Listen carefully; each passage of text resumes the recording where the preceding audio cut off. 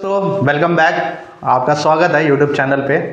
आज का जो हमारा सेशन है वो इम्पोर्टेंट क्वेश्चन पे है, जिसमें आपको ये बताऊंगा कि कैसे क्वेश्चन को सॉल्व करना है कैलोरीमेट्री के। और ये इंपॉर्टेंट क्वेश्चन वो हैं जो बोर्ड पेपर में भी आ सकते हैं, इनके कंसेप्ट आ सकते हैं। इससे पहले मैंने एक वीडियो डाला था, उसमें कंसेप्ट को बताया है, यूनिट को बताया है एंड फॉर्मूले को बताया है। तो आई होप आपने वो वीडियो देखा होगा और उसके ही आधार पर यहाँ पर सॉल्व होंगे क्वेश्चंस। ठीक है, तो आओ देखते हैं क्वेश्चन क्या है। A heater raises the temperature of 400 gram of water from 20 degree Celsius 60 degree Celsius in 3 minute.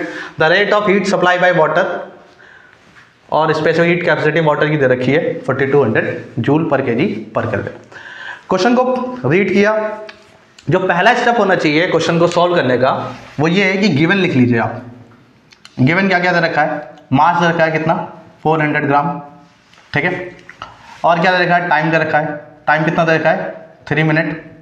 Temperature दे रखा है 20 degree Celsius to 60 degree Celsius. क्या निकालना है? The rate of heat supply by the water. तो हमको जो निकालना है वो पावर निकालना है। पावर का फॉर्मूला होता है W/T, जहां W क्या बताता है? वर्क डन को बताता है। T किसको बताता है? टाइम को बताता है। दिक्कत यह है कि पावर तो निकालना है लेकिन वर्क डन होना चाहिए। टाइम तो हमारे पास गिवन है, वर्क डन नहीं है। तो वर्क डन के लिए हमें क्या चाहिए? Q चाहिए। मतलब ये दोनों सेम है। Q मतलब हीट और हीट का मतलब वर्क डन, जूल। ठीक है, तो जो Q है वो हमारा क्या हो जाएगा? mc delta T। m क्या हो जाएगा? मास हो जाएगा। c हो जाएगा specific heat capacity. Temperature change in temperature. ठीक है, तो पहला जो स्टेप है वो क्या है? Q निकालना। Q क्या है? mc delta T। कैसे निकलेगा? तो हम यहाँ पे देखेंगे, क्वेश्चन को पूरा पढ़ेंगे तो देखेंगे जो स्पेसिफिक हीट कैपेसिटी है 4200 जूल पर केजी पर केल्विन है। मतलब कि केजी और केल्विन में चल रहा है, जबकि हमको मास किस में दे रखा है? ग्राम में। तो आपके पास या तो इसको चेंज कर लीजिए, कन्वर्ट कर लीजिए ग्राम में, या फिर इन सारी चीज़ को चेंज कर लीजिए। तो आसान यही है कि आप इन सारी चीज़ को चेंज करें। मास को केजी में चेंज करना है तो डिवाइड बाय 1400 या जाएगा 0.4 केजी आ जाएगा। टाइम को चेंज कर लिए, टाइम 3 मिनट है जबकि सेकंड में लेना होगा हमको, ये ध्यान रखिएगा। तो 3 × 60 180 सेकंड। चेंज इन टेम्परेचर क्या कर देंगे? 60 - 20 कितना आ जाएगा? 40 डिग्री सेल्सियस। सेल्सियस लिखें यहाँ पे, ये इसके बराबर होता है केल्विन के भी, ध्यान रखिएगा। मास कितना है? 0.4। सी कितना दे रखा है आपको? 4200 जूल पर केजी पर केल्विन। और टेम्परेचर कितना रहेगा? 40 केल्विन। जैसे ही आप इसको सॉल्व करेंगे तो ये जो केजी है, केजी से केजी कट जाएगा, केल्विन से केल्विन कट जाएगा, और जब इसको मल्टीप्लाई करेंगे 0.4 4200 × 40, इसको मल्टीप्लाई करने पे आ जाएगा आपका 6.72 × 10⁴ जूल आ जाएगा। ये आपका क्या आ जाएगा? Q आ जाएगा, मतलब वर्क डन या जूल आ गया। अब हमें आज जो क्वेश्चन है वो पूछा था rate of heat supply by the water. तो पावर निकालना है। पावर का फॉर्मूला क्या है? W/T। W कितना आ गया? 6.72 × 10⁴ जूल। टाइम कितना रहता है? 180 सेकंड। जैसे ही आप इसको सॉल्व करेंगे तो ये आ जाएगा आपका 373 पॉइंट, 2 डेसिमल प्लेस तक ले लेंगे 33। और पावर की यूनिट क्या होती है? वॉट होती है, या फिर जूल पर सेकंड आ जाएगा। It will also return as 373 joule per second. Note करिए, देन इसके बाद एक क्वेश्चन और देता हूं, उसको करिए। तो आपके सामने दूसरा क्वेश्चन ये दे रखा है, पढ़िए, इसको लगा के देखिए, देन मैं आपको बताता हूँ। आई होप आपने पढ़ा होगा, सॉल्व किया होगा। तो क्वेश्चन क्या दे रखा है? 800 ग्राम of water at 80 degree Celsius mix with 2 kg of water at 30 degree Celsius, final temperature. बढ़िया क्वेश्चन है। फाइनल टेम्परेचर में बहुत सारे क्वेश्चन बनते हैं, T निकालना है। कंसेप्ट क्या है हमारे पास? इसको 2 कर लीजिए। हीट कैलोरीमेट्री का प्रिंसिपल लगा देंगे, heat lost by hot body वो किसके बराबर होती है, heat gain by cold body. ध्यान रखने वाली बात है, ये कोल्ड बॉडी क्या है और हॉट बॉडी क्या है। इसकी बात करें तो क्या होता है, मतलब कि क्यू निकालना है तो m इंटू सी हो जाएगा डेल्टा टी। डेल्टा टी का मतलब होता है चेंज इन टेम्परेचर। अब जो हॉट बॉडी है उसका टेम्परेचर ज़्यादा होगा और जो फाइनल टेम्परेचर होगा वो हॉट बॉडी के टेम्परेचर से कम होगा। फाइनल टेम्परेचर को हम क्या मान के चल रहे हैं, टी मान रहे हैं, तो इसको हम कह सकते हैं T1 माइनस टी। इधर देख ले, heat gain by cold body क्या हो जाएगी, मास हो जाएगा, C हो जाएगा इंटू M1 M2 ले लीजिए, ठीक है। देन यहाँ पे हो जाएगा क्या, जो कोल्ड बॉडी का टेम्परेचर है वो फाइनल टेम्परेचर से कम होगा, तो इसको क्या लिखा जाएगा T माइनस T2। इस चीज़ का ध्यान रखना है आपको, क्योंकि वाटर की बात कर रहे हैं तो जब हम इसमें वैल्यू डालेंगे तो जो C है, C वाटर मतलब दोनों ही पानी है, तो जो इसकी स्पेसिफिक हीट कैपेसिटी है इसका यूज़ करने से आपको कोई भी फायदा नहीं, ये कैंसिल आउट हो जाएगी। अब हमारे पास मास बचा है। मास क्या है, क्योंकि जूल पर केजी है तो सबको क्या करिए केजी में चेंज कर देंगे, तब भी कोई दिक्कत नहीं, और ऐसे भी सॉल्व कर सकते हैं। तो फर्स्ट ऑफ ऑल इसको चेंज कर देंगे, तो ये 800 मास कितना आ जाएगा, 800 को डिवाइड कर देंगे 1000 से, तो ये कितना लिखा जाएगा 0.8 kg लिखा जाएगा। T1 कितना दे रखा है 80 डिग्री सेल्सियस, तो क्या लिखेंगे, सेल्सियस बराबर केल्विन होता तो केल्विन भी लिख सकते हैं, माइनस टी हो जाएगा। मास 2 क्या दे रखा है आपको 2 kg, 800 ग्राम था, केजी में चेंज कर लिया, ये भी केजी में है तो चेंज करने की कोई जरूरत नहीं, ये कितना हो जाएगा 2 kg, ठीक है, इंटू टी लिख देंगे, और टेम्परेचर कितना देगा 30 डिग्री सेल्सियस या 30 डिग्री केल्विन। अब ये छोटी सी कैलकुलेशन है, इसको सॉल्व करना है। 0.8 कट कर लिए पहले, तो यह आ जाएगा 0.4 इंटू 80 माइनस टी माइनस 30। जैसे सॉल्व करेंगे कट जाएगा तो कितना आ जाएगा 32 आ जाएगा आपके पास, ये कितना आ जाएगा आपका 0.40, ये कितना आ गया t माइनस 30, वैल्यू को चेंज करेंगे 32 आ जाएगा, प्लस का 30 आ जाएगा, t प्लस 0.4 t कितना आ जाएगा 62 आ जाएगा, 1.40 आ जाएगा, t की वैल्यू कितनी आ जाएगी 62 अपॉन 1.4। जैसे ही आप इसको सॉल्व करेंगे तो कितना आ जाएगा 44.29 डिग्री सेल्सियस या डिग्री या केल्विन हो जाएगा, ठीक है। तो फाइनल टेम्परेचर के क्वेश्चन इस तरह से सॉल्व करते हैं, इसको नोट कर लिए, देन एक क्वेश्चन और देना उसको सॉल्व कीजिए।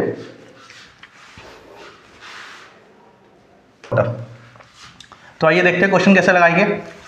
कंसेप्ट हमें मालूम है कि एक हॉट बॉडी और दूसरी क्या है कोल्ड बॉडी।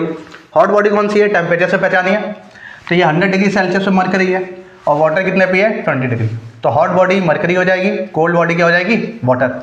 और प्रिंसिपल ऑफ कैलोरीमेट्री क्या कहता है, heat loss by hot body equal to heat gain by cold body. तो नोट कर लेते हैं, heat lost by hot body, और हॉट बॉडी को क्या लिख सकते हैं मरकरी लिख सकते हैं, हीट लॉस बाय मरकरी किसके बराबर आ जाएगा, heat gain by water. Heat का फॉर्मूला जानते हैं mc डेल्टा टी, मास हो जाएगा mass of mercury, specific heat capacity of mercury, और डेल्टा टी कितना मास वाटर का CW। अच्छा, प्रीवियस क्वेश्चन में आप देखे होंगे, इस बात का ध्यान रखिएगा, स्पेसिफिक हीट कैपेसिटी अगर दे रखा है तो बहुत बढ़िया, नहीं तो याद रखिएगा कितनी होती है 4200 जूल पर केजी पर केल्विन वाटर की। और क्या देखा है change in temperature. Change in temperature को कैसे लिखेंगे, तो हॉट बॉडी में हम जानते हैं फाइनल टेम्परेचर दे रखा है तो T1 माइनस टी हो जाता है, और इसमें क्या लिखेंगे T माइनस T2। क्यों, क्योंकि जो यहाँ पर फाइनल टेम्परेचर बड़ा होता है कोल्ड बॉडी में, और जो हॉट बॉडी उसमें जो टेम्परेचर सब्सटेंस या बॉडी का होता है वो होता है, ठीक है। तो मरकरी की बात करें तो मास कितना दे रखा है, यहाँ कितना दे रखा है 140, ठीक है, जूल पर केजी है, तो इसको भी चेंज कर लीजिए केजी में। जैसे चेंज करेंगे डिवाइड बाय 1000, तो 0.2 kg आ जाएगा। इस पर हीट कैपेसिटी मर्की कितनी देखिए 140 जूल दे रखा है, पर केजी दे रखा है, पर केल्विन दे रखा है। टेम्परेचर की अगर बात करें तो T1 - T मतलब 100 - 25, तो 100 - 25 इक्वल टू कितना मास रखा है वाटर का वो हमको निकालना है। तो मास ऑफ वाटर इस पर हीट कैपेसिटी 4200 जूल पर केजी पर केल्विन इनटू टी कितना रहेगा फाइनल टेम्परेचर 25, T2 कितना दे रखा है 20, it will return as 25 - 20। Next step क्या होगा हमारा,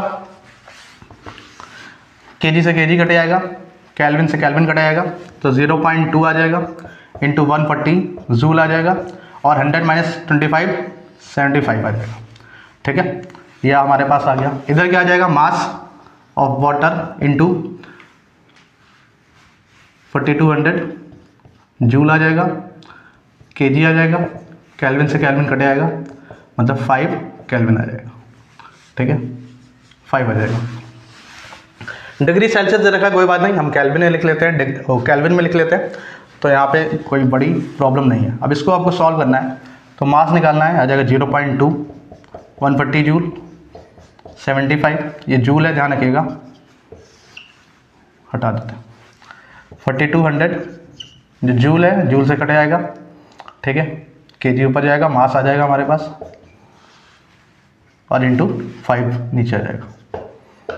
सॉल्व कर लीजिए, कैंसिल आउट, 5 से काटेंगे 15 आ जाएगा, पॉइंट बढ़ा देंगे तो 0 आ जाएगा यहाँ पर। ठीक है, हमारे पास क्या बचा 0.2 बचा, 14 बचा, 15 आया यहाँ पर, और नीचे क्या आ गया 420। कैंसिल करेंगे तो बढ़ जाएगा नीचे, 7 से काट दीजिए तो कितना आ जाएगा 2 आ जाएगा, इसे काटेंगे 7 से तो 6 आ जाएगा। ठीक है, 15 2 जा 30, 30 2 जा 60, 60/600 कैंसिल आउट, 0.1 kg आ जाएगा।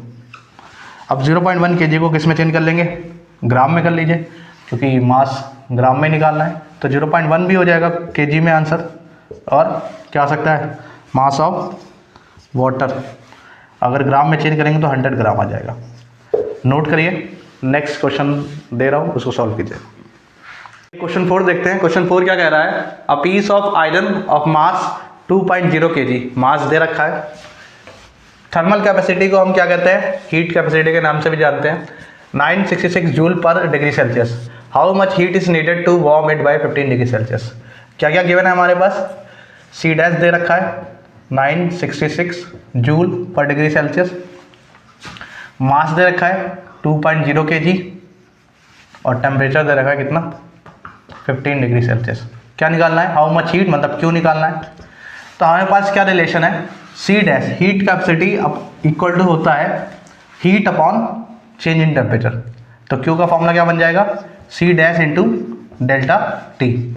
मास की रिक्वायरमेंट यहाँ पर नहीं है, क्वेश्चन में दे रखा है मास, लेकिन मास की रिक्वायरमेंट यहाँ पर नहीं है, क्योंकि सीधे हमको क्या निकालना है, हीट कैपेसिटी का फॉर्मूला लगाकर क्यू निकालना है। तो सी डैश कितना दे रखा है 966 जूल पर डिग्री सेल्सियस आ जाएगा, और डेल्टा टी 15 डिग्री सेल्सियस आ जाएगा। सेल्सियस से सेल्सियस कट जाएगा, तो 966 जूल को 15 से मल्टीप्लाई कर दिए, 15 6 जा कितना हो जाएगा 90, 9 कैरी हो जाएगा, 15 6 जा 90। ठीक है, तो 9 कैरी हो जाएगा, फिर 9 आ जाएगा यहाँ पर, 15 9 जा 135, 135 में 9 जोड़ लीजिए 144 आ जाएगा, तो 14490 जूल। तो क्यों हमारा क्या आ जाएगा 14,490 जूल आपका आंसर है। हमारे पास दे रखा है, इसको पढ़िए और एक बार लगा के देखिए, देन मैं आपको समझाता हूँ। तो क्वेश्चन क्या दे रखा है, piece of iron of mass 2.0 kg has a thermal capacity. Thermal capacity का मतलब सी डैश, सी डैश मतलब हीट कैपेसिटी दे रखी है। यूनिट से भी पहचान सकते हो, joule upon per degree Celsius.